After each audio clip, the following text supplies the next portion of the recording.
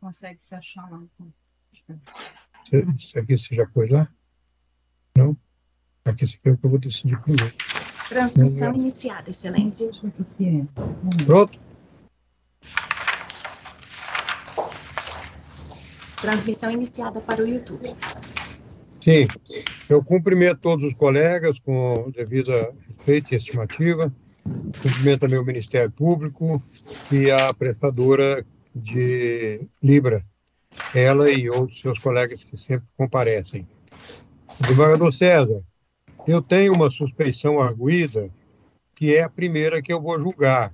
Como é uma suspeição a minha participação e a do doutor Sebastião, que não está presente, eu vou passar a presidência a Vossa Excelência apenas para a suspeição e, em seguida, eu assumo e posso fazer, como relator, o processo ao qual a suspeição se refere.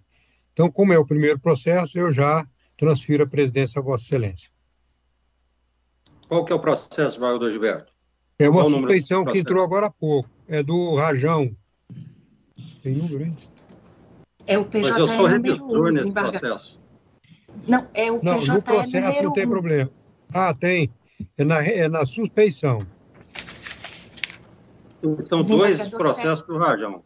É o número 1 e o número 2. É, desembargador César? São três São processos. 3. Isso, o PJE número 1 não tem revisor, desembargador César. Por isso o senhor fará a presidência. Pois é, mas nesse processo que o desembargador Gilberto é o relator, ele firmou suspeição posteriormente a... A suspeição entrou Não, hoje. ele vai despachar uma exceção de suspeição da Mas data então de não hoje. podemos julgar, né? Como é que é? Mas a presidência está sendo a mim transferida por conta da suspeição ou porque Não, por o conta presidente é o da relator? suspeição. Decidida a suspeição, Então não eu podemos assumo a julgar. presidência. Não, Então desembargador... não podemos julgar. Não, desembargador Não, César... eu vou decidir sozinho a suspeição. Aliás, eu vou dar a minha opinião na suspeição, meu voto, e vou manter o julgamento. Não vou sim. suspender. Então tá Entendeu? certo. Bem, É o PJE então, número 1. Então, pode colocar na tela. Bom, boa tarde a todos. Chama julgamento o processo número 1, a pauta é o 072126953, representação por indignidade para oficialato, relator o desembargador Gilberto Pereira de Oliveira. Haverá sustentação oral, doutora Tatiana? Não haverá sustentação oral, desembargador. Então, passa a palavra ao eminente relator.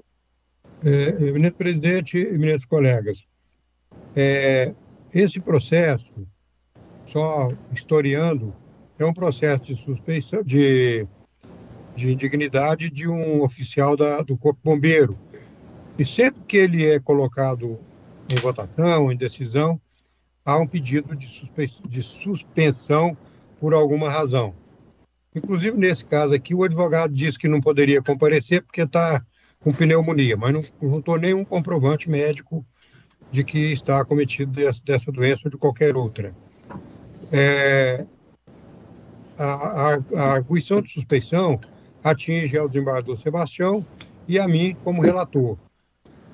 E não houve nenhuma decisão minha anteriormente ou manifestação pública através da imprensa, etc., que eu possa ter dito alguma coisa sobre o processo que possa ofender ou prejudicar o andamento do processo em relação a esse réu.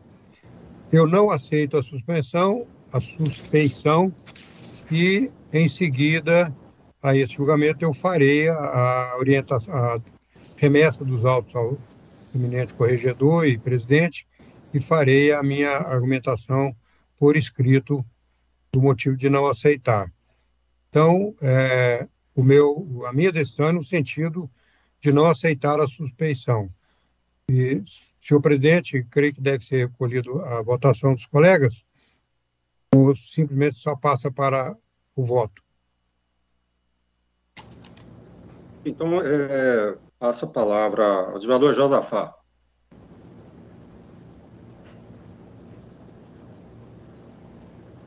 se entendi, o desembargador Gilberto está defendendo de que ele não fez, ou seja, não praticou qualquer ato que justifique a suspeição suscitada. É isso mesmo, desembargador Gilberto? Isso mesmo, nem processualmente, nem publicamente. Então, eu não vejo razão para prosperar a suspeição. Eu acompanho Vossa Excelência. Pois. Desembargador Robson. Mantida a suspeição, embora teríamos que dar uma demonstrada nesses autos dos requisitos da admissibilidade. Pelo que eu vi, o colegiado está favorável a essa admissibilidade. Não é ainda dizer que não está suspeito. É uma aprovação de remessa ao julgamento de suspeição. E é nesse sentido, presidente, que apresento meus argumentos. Pois não.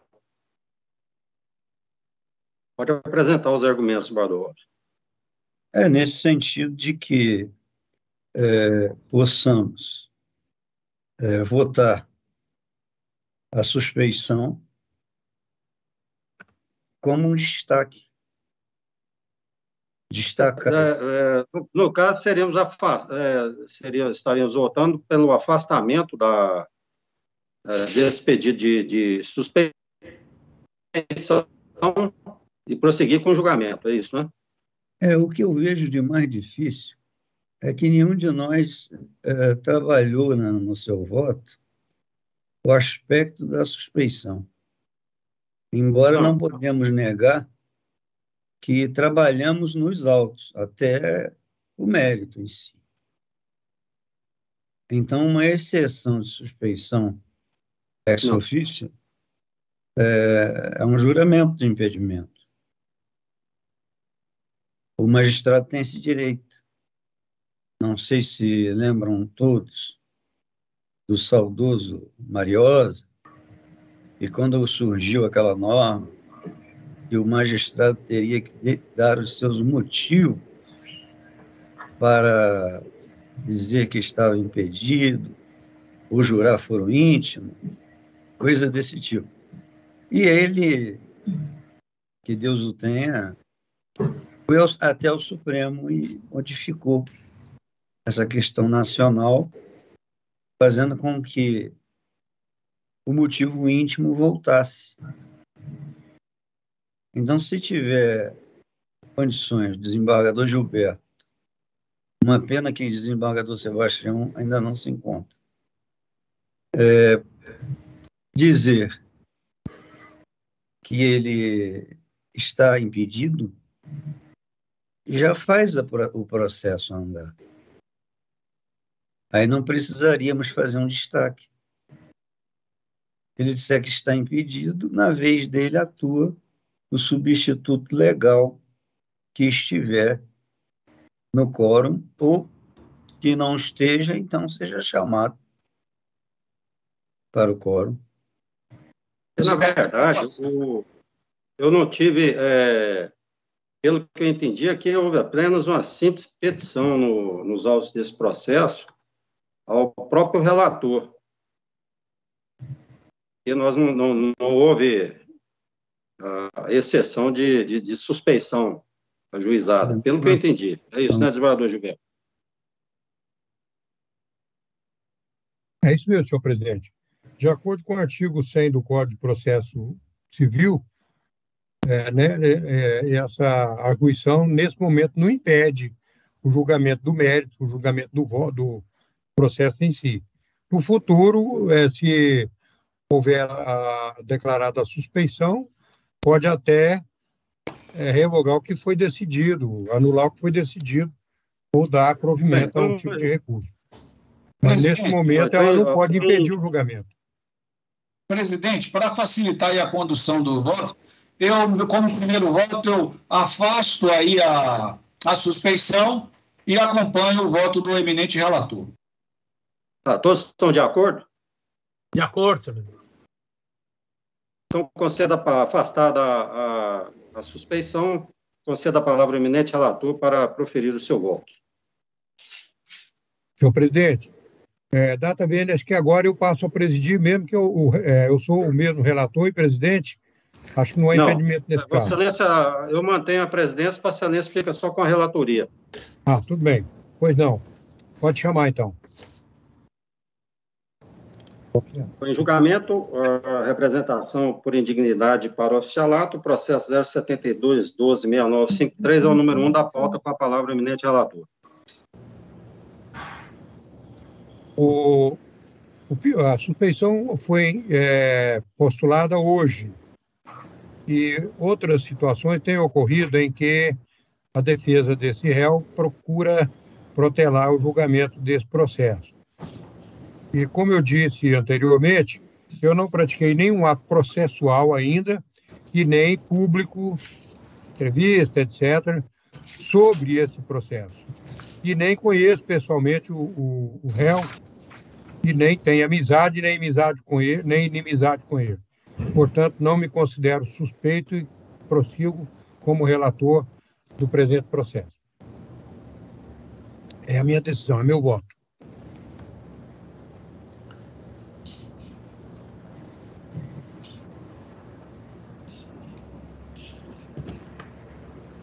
Qual foi o voto, senador Gilberto? Continuar com a relatoria do processo principal. Pois não, senador. Pode proferir o voto. Ah, pois não. Pode proferir o voto.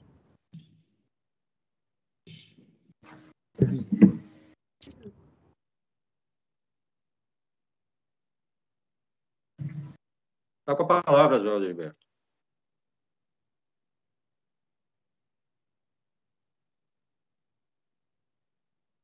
Desembargador Gilberto. Eu estou abrindo o voto aqui, excelência. Um momentinho.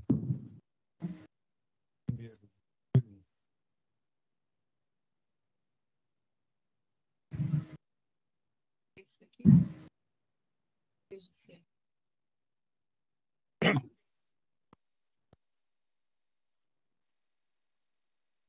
Presidente, me permita uma dúvida? Sim, excelência, já estou em ordem aqui. É uma representação de indignidade para o oficialato, prática de peculato, prescindibilidade de manifestação do Conselho de Justificação, constitucionalidade da manifestação da Procuradoria de Justiça como custos legis após a defesa, proporcionalidade da análise dos efeitos da condenação, representação, deixo a decisão para o final. De acordo com a Constituição Federal e com a Lei 7.479/86, que rege os militares do Corpo de Bombeiros do Distrito Federal, o órgão competente para decidir sobre a perda de patente em razão do crime a que foi cominada pena restritiva de liberdade de mais de 2 anos é do Tribunal de Justiça, não sendo imprescindível manifestação anterior do Conselho de Justiça. A representação para a declaração de indignidade para o oficialato foi proposta pelo governador do Distrito Federal, sendo que a Procuradoria de Justiça apenas se manifestou como custos leves, fiscal da ordem jurídica, sem atuação parcial, não havendo falar em violação ou ao contraditório, pela ausência de oitiva do representado após manifestação do órgão. A perda de função pública, em decorrência da prática de crime, deve ser fundamentada e proporcional à gravidade da conduta do fato analisado, conjuntamente com a conduta profissional e pessoal do representado. No caso, verifica-se que os fatos datam da década de 90, quando os meios de controle eram muito diversos dos atuais e menos conhecidos. E o fato em questão é o único que macula a trajetória do representado que, após 26 anos de serviço militar, ainda desempenhou cargos políticos. A perda de função não é nem adequada e nem necessária à boa imagem da administração pública. Representação não provida. Então, eu tenho mais aqui o relatório. Eu não estou provendo a representação para a perda da função pública. Que eu tenho alguns votos já manifestados, né? Então, no parecer da Procuradoria, para que o representado seja declarado indigno. Então, é o relatório, eu repito, afirmando que a perda da função pública, o Conselho dispõe. O voto é longo, eu estou adiantando aqui, Excelência.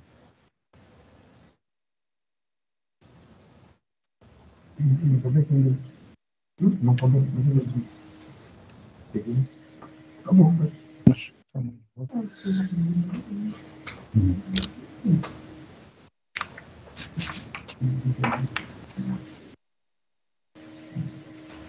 Desembargador Gilberto, todo Isso. mundo estou acompanhando Vossa Excelência. Se não for incômodo, vocês podem ir na conclusão. Porque todo mundo já cheguei, tem sustentação. Eu estou na conclusão. Diante do exposto, conheço da representação e nego provimento. Vossa Excelência, presidente, querendo prosseguir a coleta dos votos. Então, o eminente relator julga improcedente a representação do jogador Josafá. Eu mantenho o voto lançado a captura do relator. Jogador Robson. Relator. Jogador Roberval Belinati. Senhor presidente, eu li o voto do eminente relator, que está no sistema, já votei e mantenho o voto acompanhando a relator, negando. O eminente relator. Jogadora Nilsoni de Freitas. Acompanho o eminente relator, senhor presidente. Jogadora Ziel Henrique de Souza. Senhor presidente, eu estou acompanhando o eminente relator, mas eu sinalizei uma questão anterior, que eu entendi que o advogado pretendia fazer sustentação oral, embora a prevalecesse esse Não, nesse caso não, advogado. Ah, nesse caso não? Nesse caso não. Ah, não tem sustentação oral. Ok. Obrigado. Então, acompanho o eminente relator. Jogador Valdir Leôncio. Boa tarde, presidente. Eu acompanho o eminente relator. Então, proclamo o resultado. Julgou-se improcedente a representação, unanimidade. Bom, doutora Tatiana? Por favor, se o Então, senhor o processo puder que me cabia atuar como presidente era só esse, né? Era, excelência. Agora o senhor pode voltar à presidência do desembargador Gilberto. Julgaremos os processos do desembargador Costa Carvalho. Restituo a presidência ao eminente desembargador Gilberto Oliveira. Desembargador César, muito obrigado pela Eu que agradeço. eficiência. Assuma a presidência. Doutor Tarso, pode chamar o próximo. Desembargador Gilberto, o próximo é o PJE número 5. A senhora está chamando, eu estou falando do Tarso, mas ele é da turma, desculpa. É o número Sem 5. problema, desembargador. Imagina, o próximo é o número 5. Perfeito.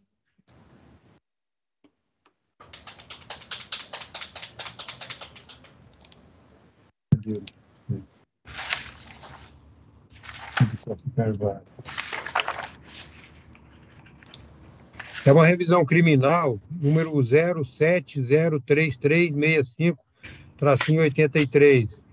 Na pauta do PJL está número 5. Requerente é Felipe Castro Saraiva, requerido Ministério Público, relator desembargador JJ Carvalho, revisor desembargador César. Há uma sustentação oral pedida pelo doutor Antônio Kleber Santos Silva. Doutor Antônio está presente? Sim, excelência, estou. Doutor Antônio, declina o seu nome completo, a OAB, e eu pergunto se dispensa a leitura do relatório. Antônio Kleber Santos Silva, OABDF 42234. O senhor tem, desculpe que eu abri um espaço, o senhor tem parentesco com o Milton Kleber, advogado? Nenhum. Tá, pode prosseguir então. Passa a palavra, aliás, o senhor continua com a palavra. Desembargador presidente, desembargador relator, desembargadores e desembargadoras. O proponente, ao apresentar essa revisão criminal, ele não busca reexame de provas. Nesse caso, ele está buscando o seu direito, em razão das várias decisões tomadas recentemente pelo Supremo Tribunal Federal e pelo Superior Tribunal de Justiça, o proponente apresentou essa revisão criminal. Tudo baseado lá atrás, quando do reconhecimento de forma ilegal de uma testemunha que reconheceu o proponente naquela ocasião. A testemunha, quando inquirida pelo promotor de justiça, está gravada em vídeo nos autos. Falou por diversas vezes que não tinha condição de reconhecer a pessoa que estava dirigindo o veículo. Imputação essa ao Felipe Castro Saraiva, ora proponente. Falou gravado que não tinha, porque ele estava no carro, não desceu, abre aspas, que ele colocou, estava de costas para ele.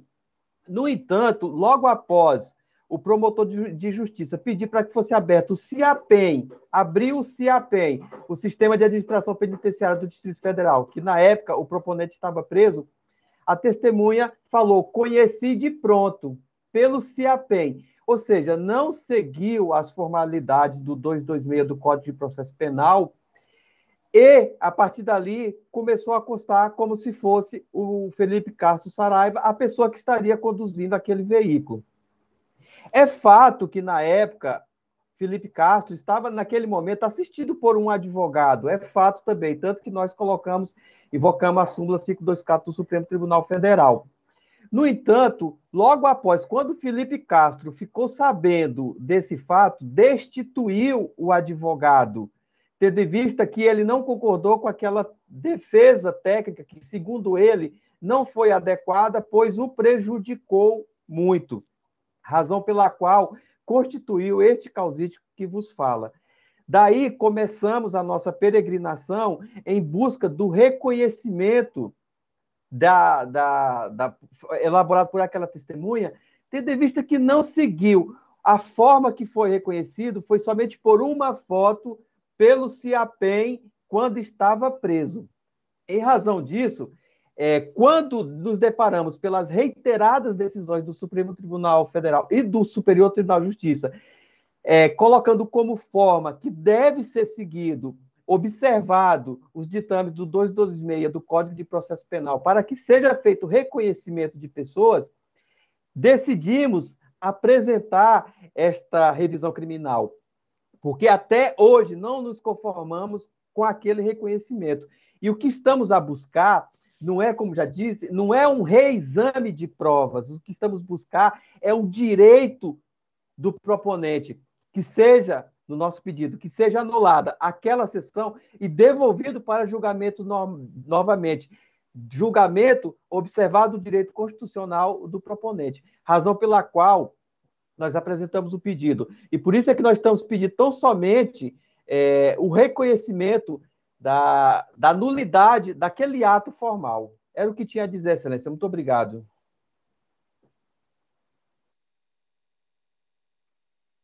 Muito obrigado, doutor. Eu passo a palavra ao eminente relator. Obrigado, senhor presidente. Cumprimento o ilustre advogado. Eminentes pares, compartilhei o voto e o relatório com os eminentes pares. Digo aqui no final do relatório que a ilustrada Procuradoria Justiça Criminal Especializada oficiou pelo conhecimento da revisão criminal e pela sua improcedência. Eu estou admitindo a revisão por quanto presente os pressupostos pertinentes.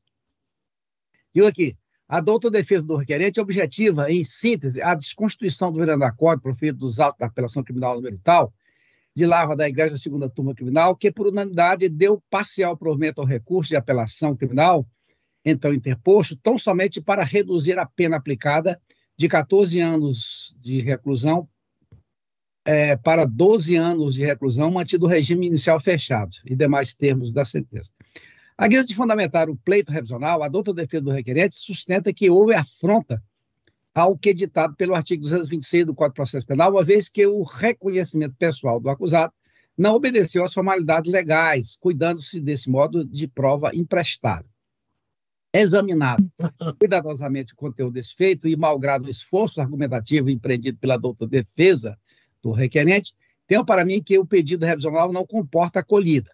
Como se observa, o réu foi reconhecido pelo Conselho de Sentença como partícipe da prática de crime de homicídio qualificado pelo motivo torpe e pelo recurso que dificultou a defesa da vítima.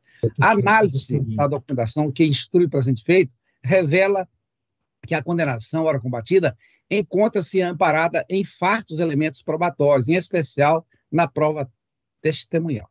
A propósito, por legislativo, transcreve-se o venendo acordo rescindendo o seguinte. Aí eu transcrevo aqui, eu vou pedir licença para não ler, que o advogado já conhece, os eminentes pares também. Aqui, nos fundamentos, inclusive consta que esse tema do reconhecimento foi objeto de um habeas corpus, já também decidido anteriormente ao julgamento da apelação. Prossigo. A leitura atenta do venendo acordo, rescindendo, evidencia que a prova produzida dos autos originais foi examinada com percussiência, conferindo lastro suficiente à condenação levada a efeito pelo doutor juiz do conhecimento e que foi mantida na sede recursal. Desse modo, ao contrário do que é aventado pela doutora defesa do requerente, e não existe qualquer demonstração no sentido de que o venendo acordo rescindente esteja desguarnecido de elementos probatórios aptos a sustentar o respeitável decreto condenatório. Na verdade, os argumentos apresentados pela doutora defesa denotam um mero inconformismo com o entendimento alcançado pela Igreja Segunda Turma Criminal, por ocasião do julgamento do recurso de apelação criminal. Percebe-se que a pretensão da douta defesa do requerente dirige a mera reanálise do acervo probatório existente dos autos de origem, tal como ocorre nos meios ordinários de impugnação de decisão judicial. O que não é possível, conforme a jurisprudência que eu cito aqui no meu voto, vou pedir licença para não ler, acordo de lavra ilustre do eminente desembargador Roberval Casimiro Bellinati, outro do eminente desembargador Sebastião Coelho, e o parecer do Ministério Público percussiente e substancioso foi no mesmo sentido que eu transcrevo e vou pedir licença para também não ler. E digo, sob a luz dos fundamentos acima, consignado, tendo em vista a não caracterização de julgamento contrário ao texto expresso da lei penal e a evidência dos autos, outra não pode ser a conclusão, senão a improcedência da revisão criminal. Estou adotando os fundamentos do parecer ministerial, admito e julgo improcedente a revisão. É meu voto, senhor presidente.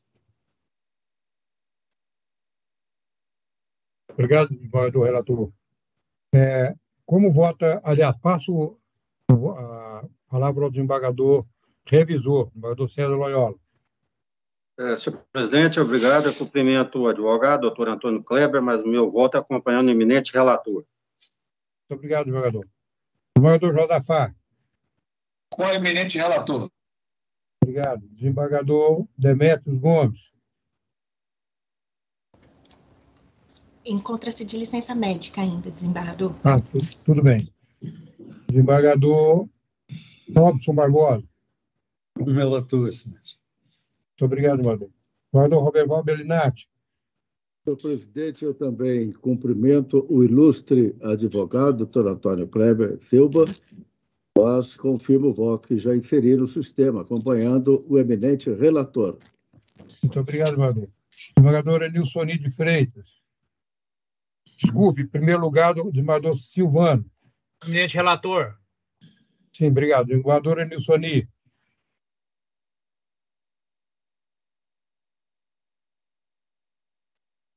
Sem som, amiga. Desembargador Enilsoni, já manifestou? Sim. Desculpe, senhor presidente, como eminente relator. Obrigado, desembargadora. Desembargador Aziel. Com o eminente relator, senhor presidente. Obrigado. Desembargador Valdir Leôncio. Com o eminente relator, senhor presidente. Obrigado, desembargador. Eu não voto. Então, eu anuncio o resultado. Recurso conhecido, julgado improcedente, unânime. Desembargador Gilberto, o próximo processo é em segredo de justiça. Teremos que fechar a transmissão para o YouTube por alguns minutos? Pois não. Vamos aguardar.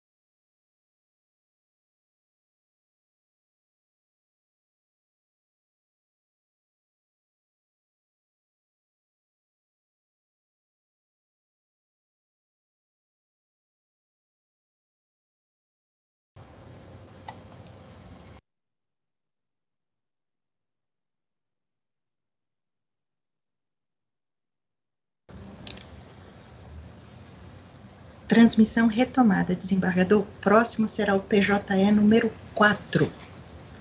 Pois não.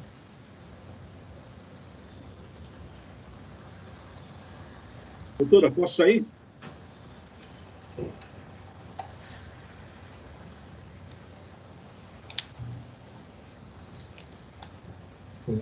Teve uma pergunta, alguém fez uma pergunta aí.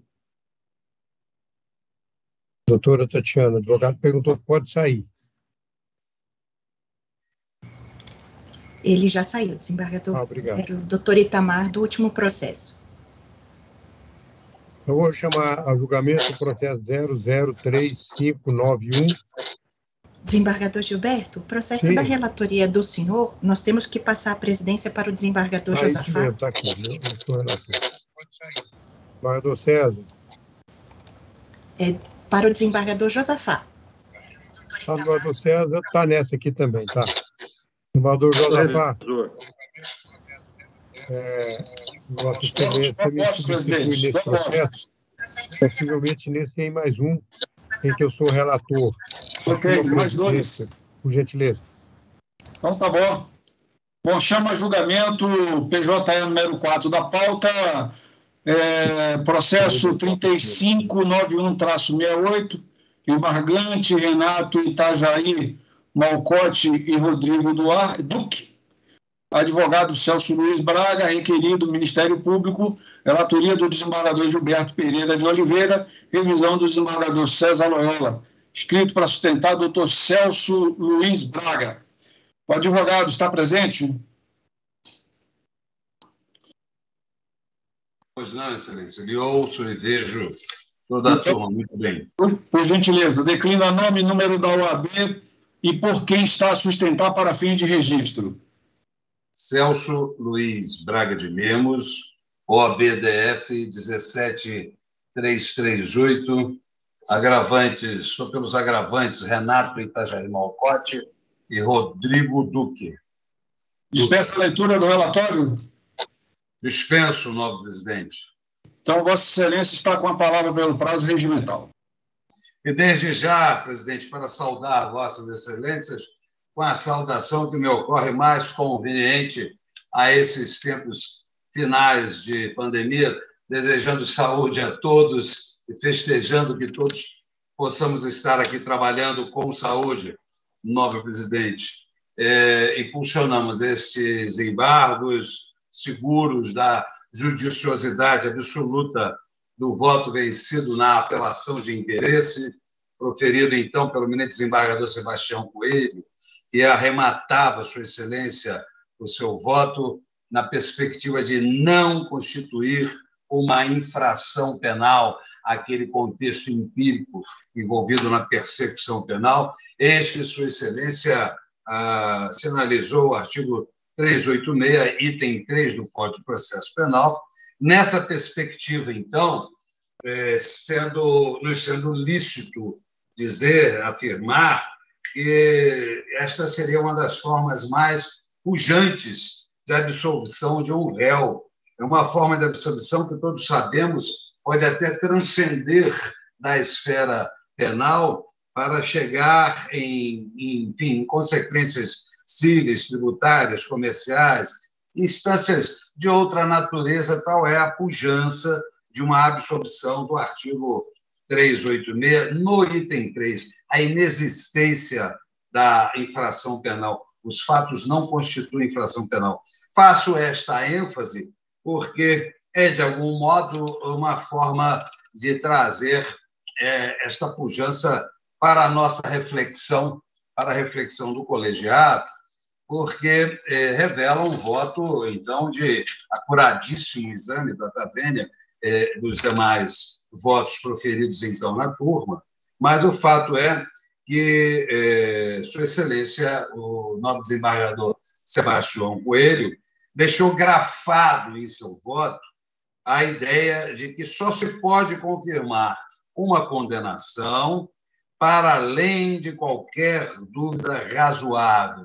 Essa é uma expressão que Sua Excelência deixou grafada em seu voto, e leio entre aspas, para além de qualquer dúvida razoável. Do contrário, acrescentava o nobre desembargador revisor naquele julgamento. Do contrário, não pode haver condenação. Na história, na substância dessa ação penal, senhores julgadores, é preciso destacar que é um colaboracionista,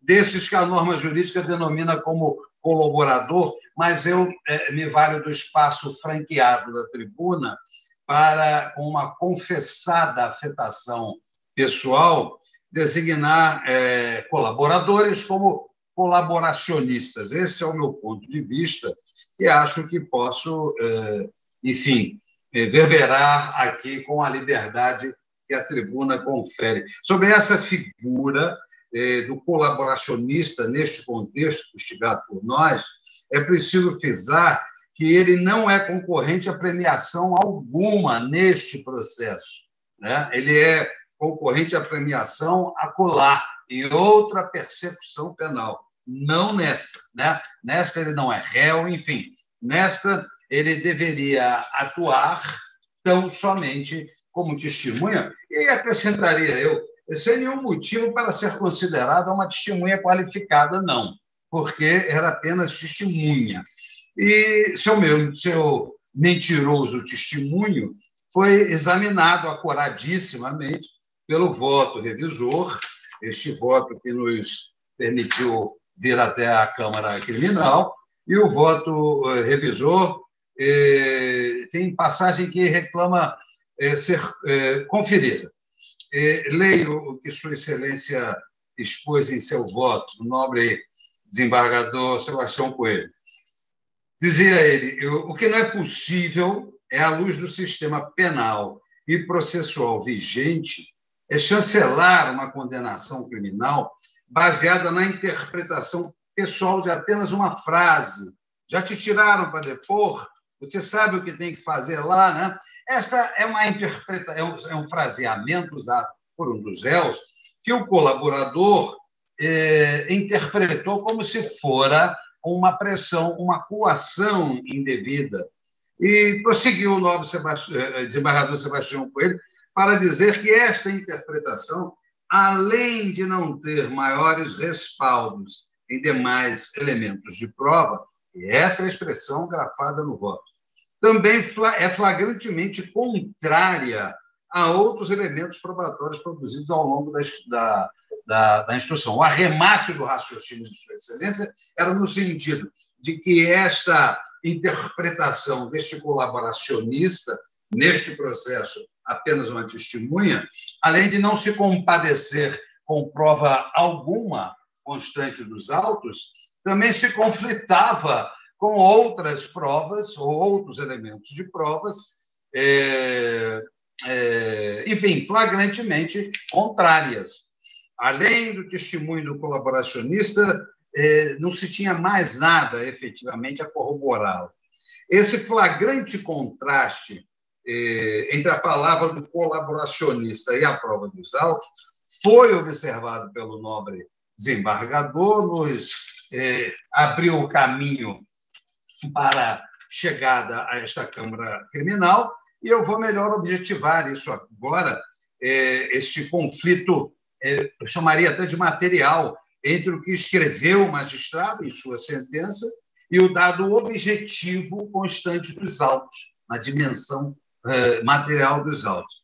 Ver que na sentença consta escrito o seguinte, peço a especial atenção de Vossas Excelências. A sentença está com a seguinte passagem: não foi produzida a prova cabal do suposto empréstimo. A versão dos acusados é que tinham feito, um deles havia feito um empréstimo ao colaboracionista que se negava a pagar. Muito bem.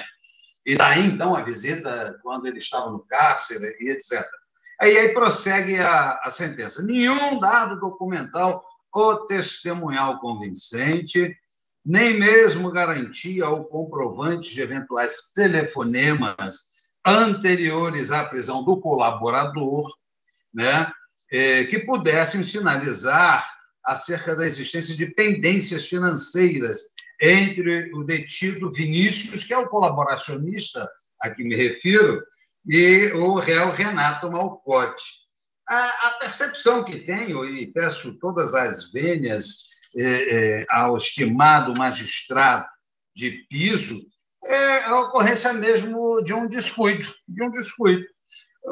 uma eventual falta de atenção, porque na dimensão material dos autos, o conflito é absolutamente patente com este raciocínio.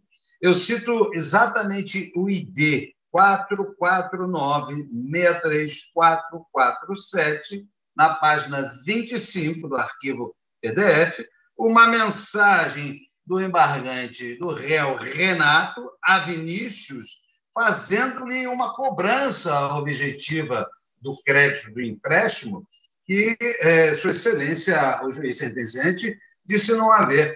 Está documentado nos autos, arrecadado pela autoridade policial, o WhatsApp, que eu acho que tem alguma equivalência a um telefonema, onde está escrito assim, aspas, vou te pedir mais uma vez a gentileza de fazer minha TED no valor de 20 mil, numa boa, sem estresse. Vou aguardar a transferência até amanhã. Este é o verbo inegavelmente cobrador do embargante Renato Itajaí Malcote àquele que lhe devia.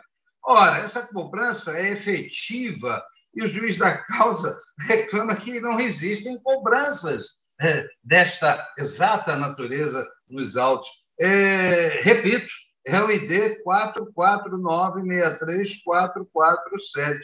Mostra efetivamente essa mensagem uma pendência financeira existente entre o réu Renato Malcote e o colaboracionista mentiroso Vinícius Volpon. É disso, exatamente disso que fala o voto revisor de Sua Excelência, o desembargador Sebastião Coelho, quando refere que a palavra do colaborador, aspas, é flagrantemente contrária a outros elementos produzidos ao longo da instrução. Não se refere a outra coisa, o nobre desembargador. Leiam os senhores ainda uma atenta observação, atenta e judiciosa observação do nobre desembargador. Diz Sua Excelência, grafou em seu voto, a defesa juntou aos autos o comprovante de saque de R$10.000 no dia 25/9, refere o ID, e isso está. E ainda uma TED realizada por Renato em favor de Vinícius, o colaboracionista, no mesmo dia 25/9 de 2017, também no valor de R$10.000. Volto a referir o ID. E a cobrança dessa dívida de R$20.000, portanto, 10 mais 10, se assomam R$20.000, de Renato a Vinícius, o colaborador. E, repito, eu peço com todas as vênias a Vossa Excelência, não vou me estafar, nem estafo Vossas Excelências, para ênfase. Disse Renato numa mensagem de WhatsApp, vou te pedir mais uma vez a gentileza de fazer minha TED no valor de 20 mil, numa boa. Vou aguardar a transferência até amanhã. Isso está nos autos, na dimensão material dos autos. E adverte o nobre revisor, certamente, ao fazer esse exame deste dado material.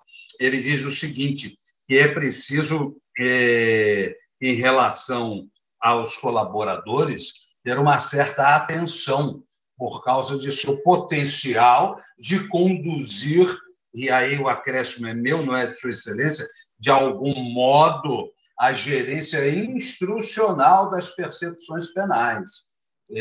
Fica livre demais o colaboracionista. Aliás, a crônica judicial já nos tem mostrado, contemporânea, já nos tem mostrado o que são capazes de forjar e fazer os colaboradores do direito premial para alcançarem as suas premiações. A minha afetação é crítica, confessadamente crítica. Os colaboracionistas, nobres jogadores, na nossa percepção aqui do nosso escritorinho de província, né, são uma espécie de gente moralmente pálida, sequiosos pelo bronzeamento dos raios fúlgidos da liberdade, que não merecem, do abrandamento de seus castigos penais.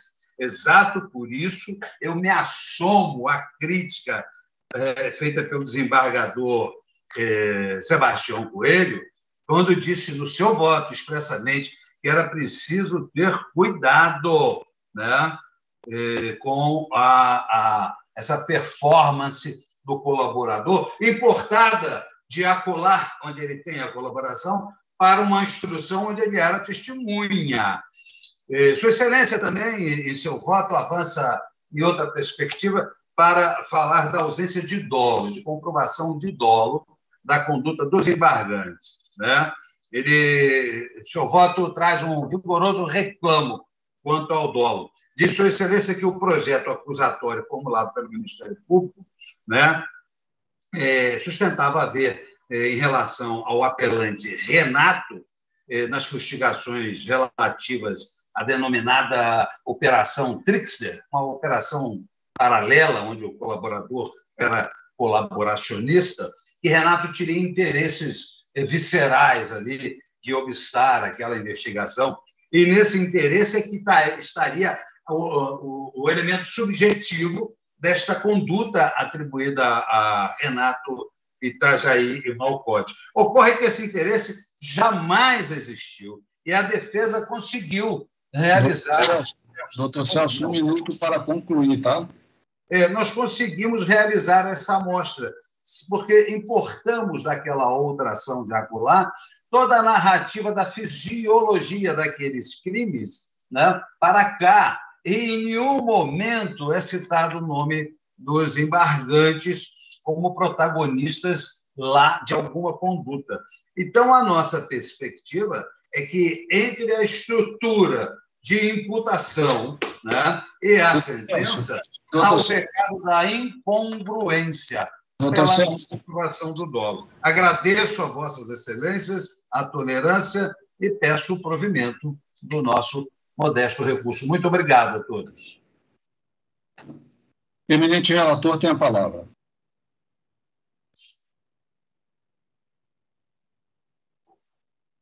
Senhor presidente, eu cumprimento o doutor Celso pela sua fala e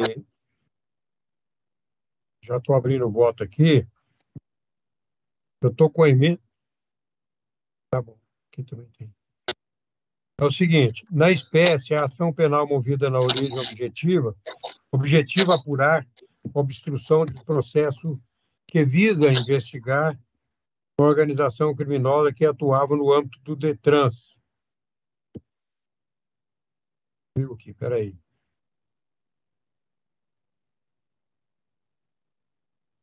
O âmbito do DETRAN por meio de intimidação de testemunha, em especial do delator Vinícius Volpon.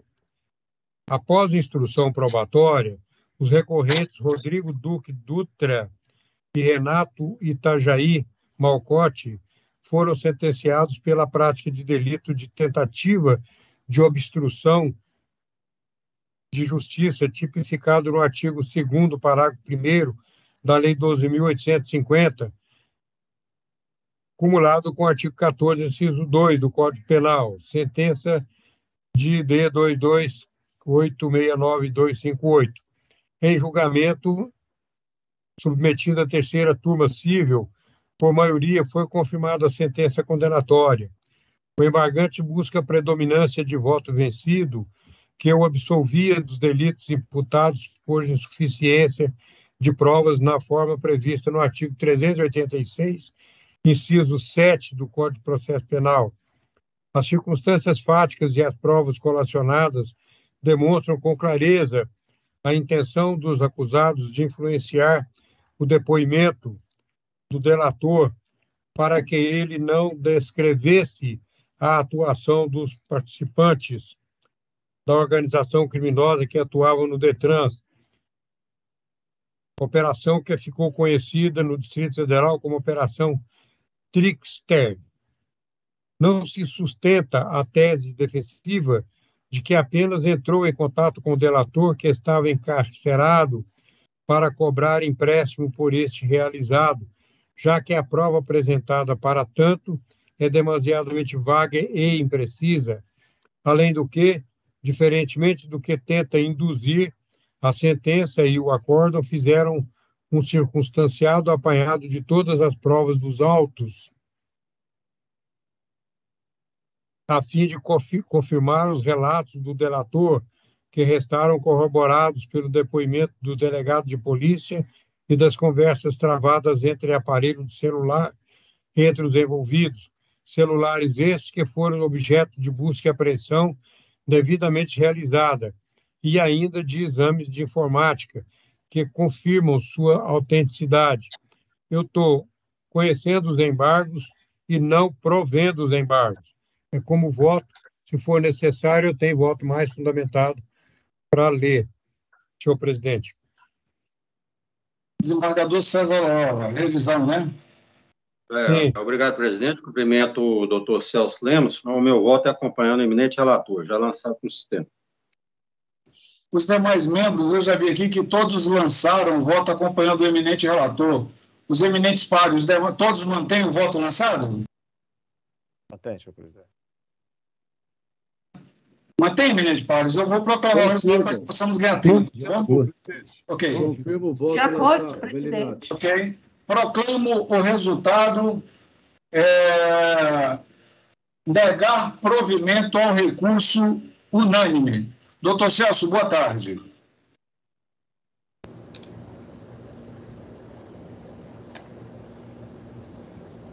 Tatiana, o próximo. PJE número 2, desembargador Josafá, o senhor ainda na presidência? Você coloca na tela isso? Chama julgamento, PJE número 2, revisão criminal de número 0732-704-24, requerente José Rajão Filho, requerido Ministério Público, relatoria do desembargador Gilberto Pereira, revisão do desembargador César Loyola. Não há sustentação oral. Desembargador Gilberto, Vossa Excelência tem a palavra aí para poder a gente já proclamar o resultado.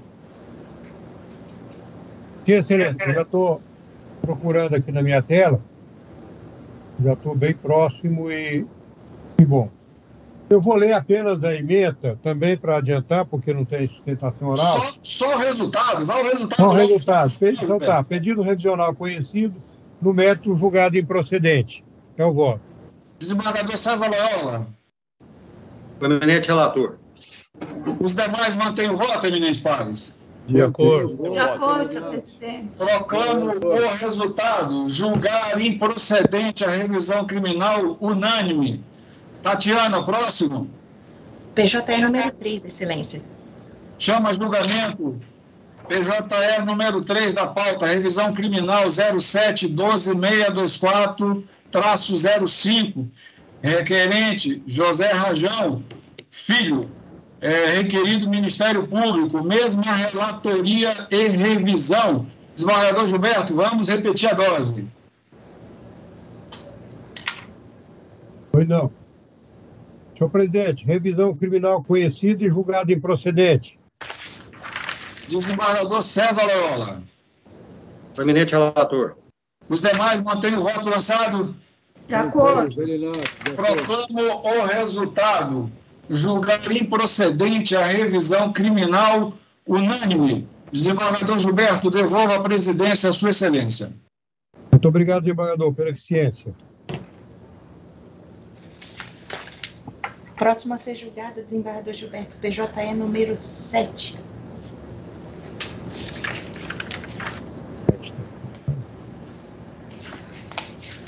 Chama a julgamento o processo número 0709105-22.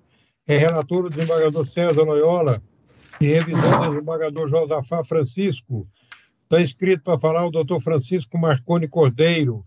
Está presente? Sim, senhor.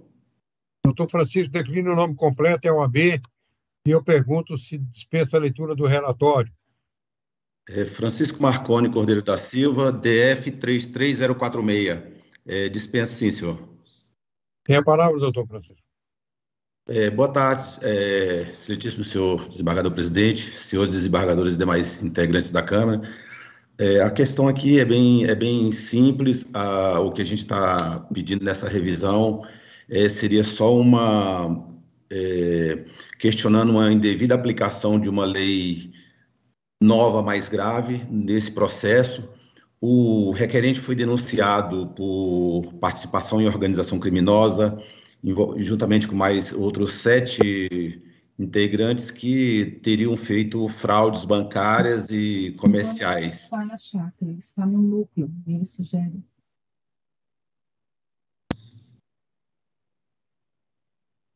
Posso?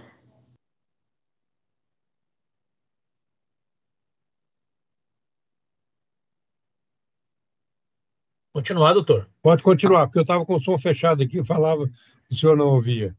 Tá, sim, senhor. Na denúncia consta que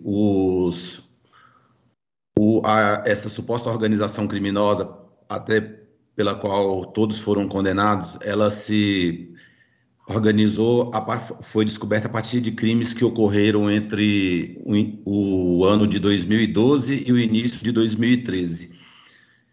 E todos os fatos criminosos, os crimes, os estelionatos, as transferências indevidas, o que houve, aconteceu até aproximadamente julho de 2013.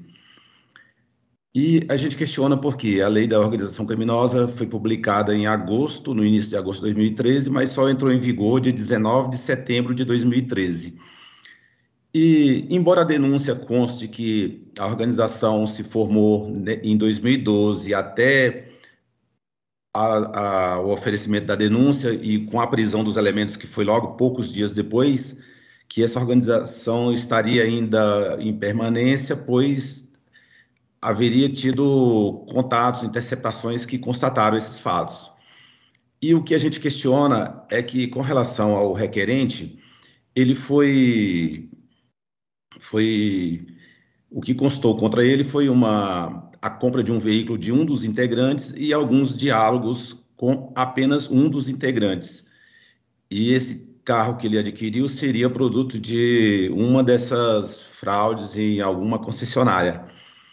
Então, o que a gente pleiteia é essa especial causa de diminuição de pena com a desclassificação para o crime da lei anterior, que seria uma formação de quadrilha simples, como era antes, porque, com relação a ele, não tem os fatos que constam no processo, são todos anteriores, ou seja, de julho para trás de 2013. Houveram realmente, eu acho que prosseguimento das interceptações telefônicas com relação a vários outros integrantes, teve realmente outras conversas, mas os fatos criminosos realmente que interligaram o requerente foram somente esses anteriores, e esse é o nosso pedido.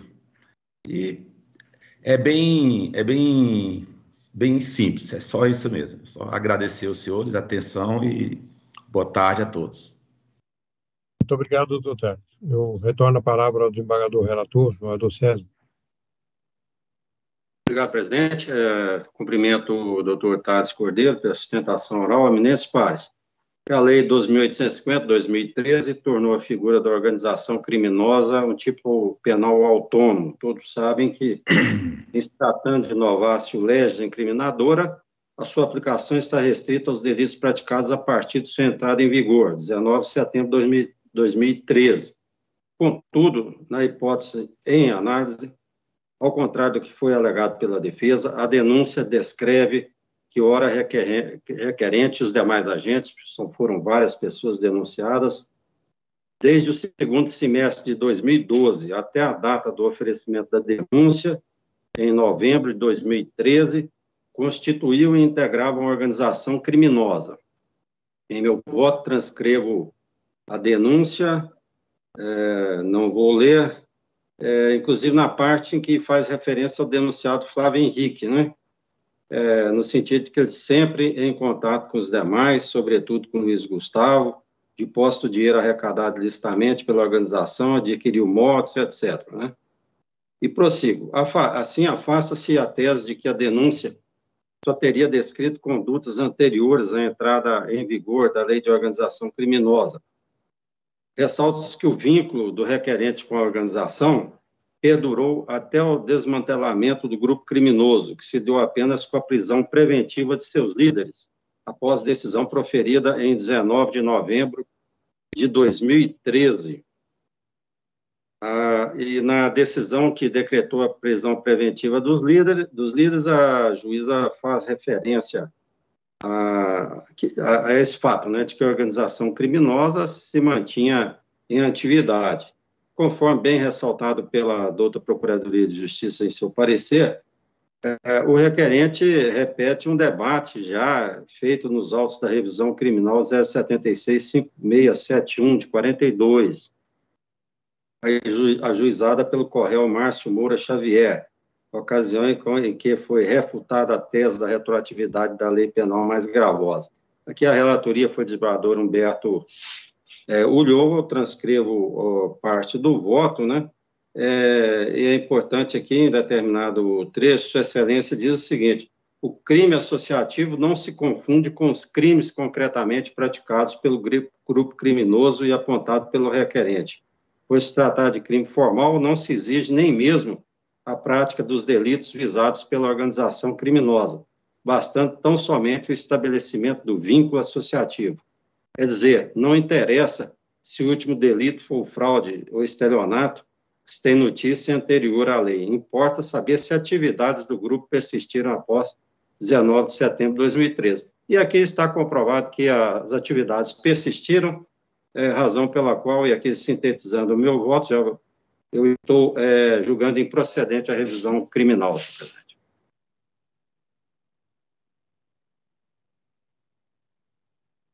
Já concluí, presidente.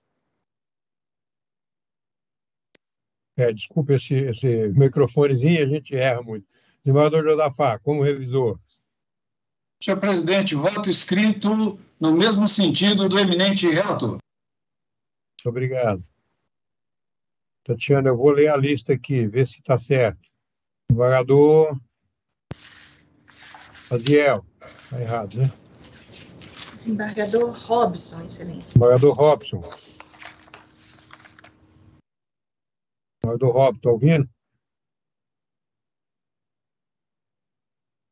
Estou na linha. Como vota? Eu acompanho o eminente relator. Pois não. O próximo. Desembargador Roberval. Desembargador Roberval. Senhor presidente, eu gostaria de inicialmente cumprimentar o ilustre advogado Dr. Thales Cordeiro Damasceno, mas eu confirmo o voto que já inferi, acompanhando o eminente relator julgando improcedente. Próximo. Desembargador Silvano. Desembargador Silvano. Com o eminente relator. Muito obrigado, desembargador. Próximo. Desembargadora Nilsoni. Desembargadora Nilsoni. Acompanho o eminente relator, senhor presidente. Muito obrigado, desembargador. Próximo. Desembargador Aziel. Desembargador Aziel. Firmo o voto lançado acompanhando o eminente relator, senhor presidente. Obrigado, desembargador. Próximo. Por último, desembargador Valdir. Desembargador Valdir. Valdir Leôncio. Eminente presidente, eu acompanho o eminente relator. Muito obrigado. Obrigado. Para o seu resultado. Recurso conhecido, julgado improcedente e unânime. Agradeço a presença do ilustre advogado, doutor Thales. Uma boa tarde. Pode chamar o próximo. PJE número 8, desembargador.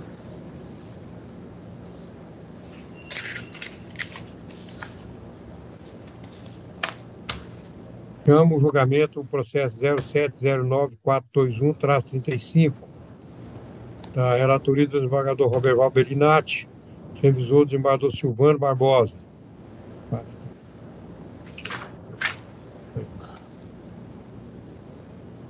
Está inscrito para falar a doutora Nayara Firmes Caixeta. Está presente, doutora Nayara? Sim, senhor presidente. Doutora, declina o nome completo, OAB, e eu pergunto se dispensa a leitura do relatório. Nayara Firmes Caixeta, OAB 44074. Muito obrigado, doutor. Tem a palavra. Obrigada, senhor presidente. Excelentíssimo senhor desembargador relator Roberval Casemiro Bellinati, senhor Silvano. Eu peço a palavra, senhor presidente, antes da sustentação oral. Bellinati, peço a palavra ao presidente. O presidente está ouvindo? Ele deve estar sem som. Sim, desembargador. De novo, estava fechado o microfone. Estou ouvindo. E tem a palavra, eu peço licença, desembargadora Nayara. A doutora Nayara. A revisão criminal está sendo julgada procedente nos termos do voto da douta defesa. Então, eu indago a ilustre advogada se dispensaria a sustentação oral, porque o voto está de acordo com o seu pedido. Pois não, o voto do eminente revisor é o mesmo? Sim, senhor presidente. Com o eminente relator. Eu indago os colegas que já lançaram o voto no sistema, se todos confirmam o voto. Confio. Confirmado, presidente. Confirmo. Tem nenhum divergente, né? Confirmo. O eminente relator. Tá. Declaro o resultado. Recurso conhecido, julgado procedente e unânime. Muito obrigado, doutora Nayara. Uma boa tarde. Eu que agradeço. Obrigada. Muito obrigado, doutora Nayara. Obrigada. Só uma questão, o inteiro teor já vai para o sistema, porque foram 2 pedidos distintos, ficou essa questão. A revisão está sendo admitida e julgada procedente para a mantida a condenação do referente nas sanções dos artigos 33 caput, artigo 35 caput, ambos da lei 11.343, em concurso material, afastar a dupla valoração da natureza e da quantidade de droga da pena base do crime de tráfico, reduzindo a pena total de 8 anos e 10 meses de reclusão, reduzido para 8 anos e 1.200 dias multa, alterando o regime inicial de cumprimento para o semiaberto. É a síntese do voto. Excelente. Muitíssimo obrigada, senhor desembargador Bellinati. Uma ótima tarde a todos. Obrigado. Até logo. Concluído o julgamento, senhor presidente. Concluído. Doutora Tatiana, pode chamar o próximo. PJE já anunciei o resultado, do Roberval. Sim. Chama o julgamento número 9 da pauta. 0709570, tracinho 31. Relatoria do desembargador Silvano Barbosa e revisora desembargadora Nilsoni. Está inscrito para falar o doutor Glauber Henrique Pereira. Está presente? Presente, excelência. Doutor Glauber, declina o nome completo e a OAB, e eu pergunto se dispensa a leitura do relatório. Glauber Henrique Pereira de Paiva, OAB 136690, Minas Gerais. Eu dispenso o relatório. Tem a palavra, doutor Glauber. Muito obrigado. Boa tarde a todos. Boa tarde. Cumprimento, eminente desembargador, presidente dessa 40ª Câmara do Egrégio Tribunal do Distrito Federal. Primeira vez que eu tenho a honra de estar aqui, eu que sou mineiro, na capital de Belo Horizonte. Cumprimento na pessoa dos demais desembargadores. Cumprimento também o representante do Ministério Público, caso esteja presente, serventuários do Poder Judiciário e demais colegas de profissão, tanto advogados quanto estagiários. Pois bem, trata-se aqui de uma revisão criminal interposta aí pelo requerente Guilherme, trazendo que fatos novos, justamente depoimentos que não foram colhidos na época e que, no fato em tela, modifica totalmente a questão aí da condenação que ele teve de 16 anos, por suposta prática aí do crime de homicídio qualificado. Teve a testemunha Bárbara, não é informante, teve o irmão dele também, que é informante, mas teve a Bárbara, informando que os disparos de arma de fogo foram efetuados pelo acusado Lucas, que teve a sua justa condenação. Já o acusado, Guilherme, ele não teve participação nos fatos, Ele simplesmente, deu uma carona, porque ele se sentiu ali também naquele momento ameaçado, coagido, vítima, do Lucas, que apresentava certa periculosidade e justamente por portar uma arma de fogo logo após ter disparado contra a vítima aí, que veio a óbito. E, além disso, né, teve também o depoimento do informante, do Luiz Eduardo, que na época dos fatos, né, estava presente, inclusive dentro do mesmo veículo, que foi empreitado aí, fuga para o autor Lucas. E ele não foi ouvido também em sede policial e também na instrução, tá bom? Então ele trouxe bastante informações aí, da mesma forma que a Bárbara, tá? Eu não serei extensivo, serei objetivo aqui, requerendo o quê? A desconstituição da sentença para prolação de nova decisão por essa colenda Câmara do Egrégio Tribunal. Assim espera. Muito obrigado e tenham todos uma boa tarde.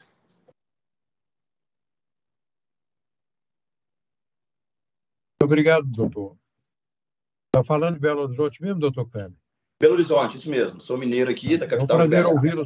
É um prazer ouvi-lo, sou seu conterrâneo, e briga aí para não derrubar o Moro de Itacolomi, viu? Ah, então tá, pode deixar. Passa a palavra à revisora. Doutora... Aliás, a revisora não, a relatora, doutora Nilsoni. Eu sou o relator, senhor presidente. Silvano. Doutor Silvano, Nilsoni é revisora. Desculpe, doutor. Fica com a palavra, doutor Silvano. Bom, senhor presidente, o voto é longo. Eu vou ler apenas um fragmento. Logo, o ilustre advogado terá acesso a todo ele e poderá manejar aquilo que entender direito. Mas aqui, resumindo, na verdade, houve uma discussão violenta entre o requerente e o Silvio, que é a vítima fatal, a respeito de veja bem, uma discussão a respeito de tamanho do carro. Acredito, mas é isso mesmo a motivação do crime. Silvio, a vítima, então o Silvio passou a criticar o Hora Revisionando pelo tamanho do carro dele, que era muito pequeno. E diante daquela altercação, o que fez o Revisionando? Foi atrás de Lucas, seu amigo, e o trouxe ao local do crime. E trouxe o Lucas armado. E o Lucas, chegando, o que ele fez? Deu um tiro na cabeça do Silvio. É isto que aconteceu. Essa discussão, a discussão que ele levou, ele deu guarida ao Lucas para foragir, nem vem ao caso, que na verdade ele que trouxe o matador de Silvio. Amigo, Lucas. Muito bem. Eu afirmo o seguinte, que os jurados decidiram pela coautoria de Guilherme no homicídio perpetrado contra Silvio, sendo que tal conclusão não está dissociada do acervo probatório. Na fase da ação penal, o próprio revisionando confessou que trouxe Lucas, sim, ao local do crime. E depois o levou embora. Dizer que foi coagido, o que é indiferente até para esse momento. Mas eu digo que isso é uma inovação sem nenhuma cabida. Ele estava nervoso, desorientado, como foi uma vítima, em virtude do crime ocorrido. O voto é longo, senhor presidente, mas os depoimentos da Bárbara, do Luiz Eduardo, que foram colhidos em justificação judicial, não tem um condão. E veja bem, em sede de júri, defenestrar o que foi apreciado, porque a decisão dos jurados encontra apoio, sim, no que foi produzido naquela ação penal. O voto é longo, volto a repetir, o ilustre advogado depois terá tempo suficiente para debruçar sobre ele, mas eu estou julgando improcedente.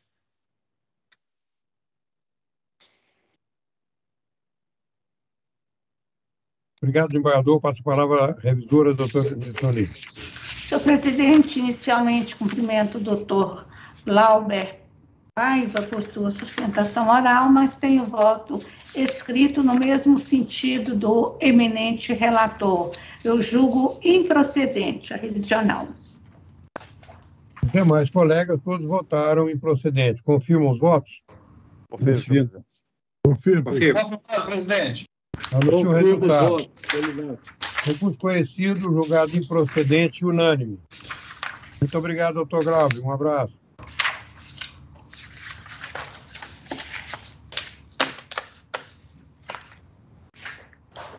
Desembargador Gilberto, sim, a pauta foi exaurida. Julgamos todos. Terminamos cedo, hein, doutora Tatiana? Muito obrigado. Eminentes colegas, muito obrigado pela presença. Desculpe os errinhos que nós cometemos. Um abraço a todos e bom fim de semana. Aliás, boa semana que está começando. Bom fim de semana a todos. Tá bom, até amanhã. Amanhã até amanhã. Amanhã tem mais.